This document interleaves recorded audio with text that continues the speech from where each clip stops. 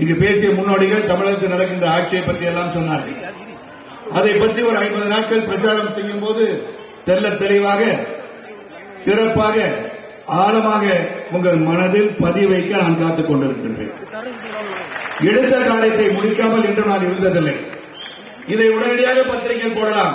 ஆக நீங்கள் உங்கள் பயணத்தை முடித்துக் கொண்டு தேசிய நீரோட்டத்தில் சேர்ந்து விட்டீங்களே, எடுத்த பயணத்தை முடிக்கிறீர்கள் என்று சொன்னால் ஊழலற்ற சிறந்த மக்களின் தேவைகளை அறிந்து செயலாற்றுகின்ற ஒரு தலைவர் நாட்டிற்கு தேவை என்ற அடிப்படையில் எந்த ஒரு சுயநலம் இல்லாமல் எந்த ஒரு சுய லாபமும் இல்லாமலும் நாட்டிற்கு தேவை நரேந்திர மோடி அவர்களின் ஆட்சி என்பதை உறுதி செய்யும் வகையில் தமிழகத்தில் இருக்கின்ற இந்த ஊழல் ஆட்சிகளை அகற்றிவிட வேண்டும் அடிப்படையிலும் 57 ஆண்டுகள் தமிழகத்தில் ஆட்சி புரிந்து விட்டார்கள் இந்த திராவிட கட்சிகள். அது என்ன திராவிடம் என்று புரியவில்லை. நான் ஒரு சில அதிகாரிகளிடம் பேசிக் கொண்டிருந்தேன். திராவிடத்தை புரிந்து கொள்ளாமல் திராவிடம் திராவிடம் என்றே சொல்லி ஒரு குடும்ப அரசியலும் மன்னர் ஆட்சியும் தான் தமிழகத்திலே நடந்து கொண்டிருக்கிறது. அது ஒரு சாதாரண தொண்டன், ஏழை எளிய ஒரு தொண்டன் நாட்டுக்காக சேவை செய்ய வேண்டும் என்று வருவதற்கு ஒரு தலைவனாவதற்கோ ஒரு பதவியில் அமர்வதற்கோ வாய்ப்பில்லாத இடத்தில் கையை கட்டிட்டு இருக்காங்க. நேரம் அதிகமாக இல்லை.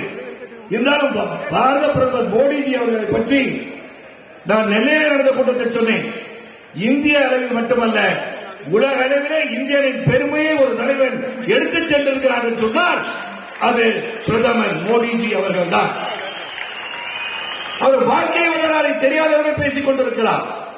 ஒரு சிறந்த தலைவரை நாம் அடையாளம் காட்ட வேண்டும்.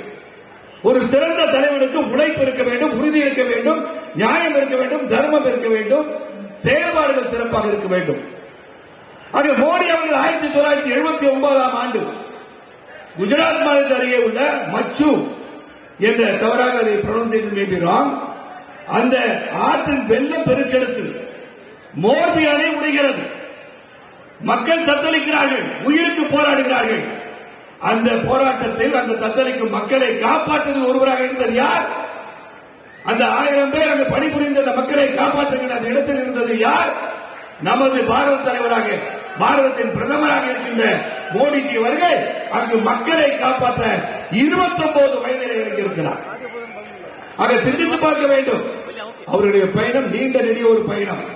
உழைப்பின் சிகரமாக ஒரு சாதாரண குடும்பத்தில் பிறந்து, ஒரு ஏழை குடும்பத்தில் பிறந்து, ஒரு தனிமனிதன் இந்த நாட்டில் சேவை செய்யும் போது, உழைக்கும் போது உயர முடியும் என்பதற்கு எடுத்துக்காட்டு மோடிஜி அவர்கள்.